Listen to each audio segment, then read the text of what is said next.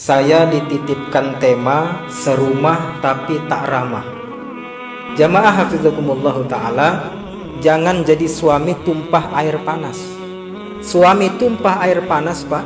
Di luar rumahnya dia ciduk air panas yang mendidih. Di luar rumahnya dia tampung air panas yang mendidih. Dia tampung dari bosnya, dia tampung dari customernya, dia tampung dari teman-temannya, ditampung semua air panas. Tetapi pulang ke rumahnya, dia siram air panas itu kepada istri dan anaknya. Nauzubillah, suami tumpah air panas. Maka jamaah yang dirahmati Allah Subhanahu wa ta'ala, khiyarukum linisaihim. Apa artinya? Wahai suami yang mengaku muslim, wahai suami yang mengaku beriman kepada Allah dan Rasulnya, khiyarukum linisaihim. Sebaik-baik kalian suami yang sholat, yang lebih baik di antara kalian adalah yang paling baik kepada istrinya. Dan ditambah kalimat oleh Nabi, aku yang paling baik kepada istri.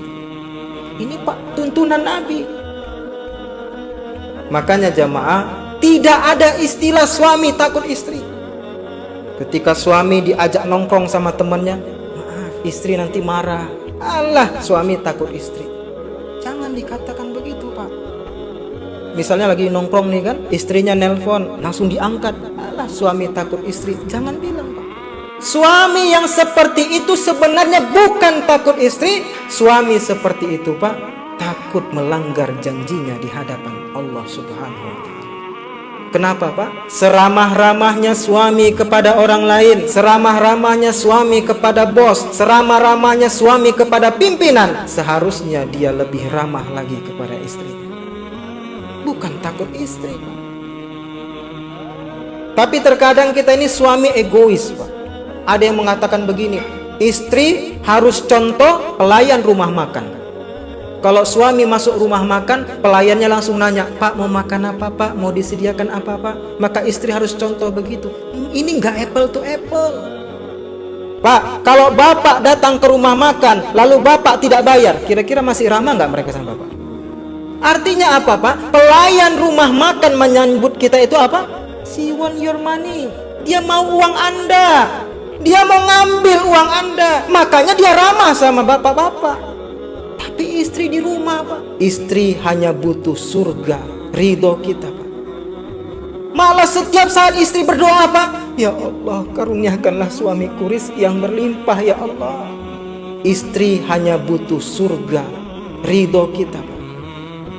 Maka kalau kita sampai di rumah, kalau kita kepengen istri menyambut kita dengan wajah yang bagus, maka kita pun pulang ke rumah dengan wajah yang bagus. Jangan kita pulang ke rumah wajah orang emosi, lalu kita berharap istri menyambut kita dengan ceria. Nggak bisa, Pak. Kita itu egois. Ada masalah di luar rumah, Pak, selesaikan.